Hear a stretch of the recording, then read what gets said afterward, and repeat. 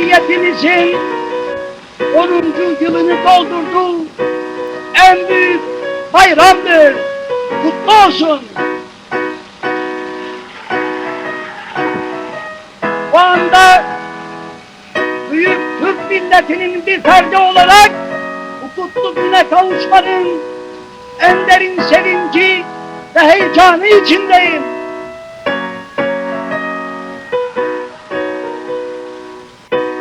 Yurttaşlarım, az zamanda çok ve büyük işler yaptık.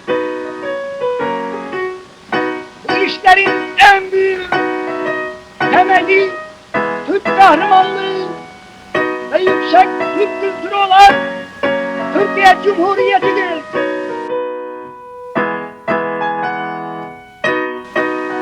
Daha çok ve daha büyük işler yapmak mecburiyet ve azmindeyiz. Geçen zamana nispetle daha çok çalışacağız. Daha az zamanda daha büyük işler başaracağız.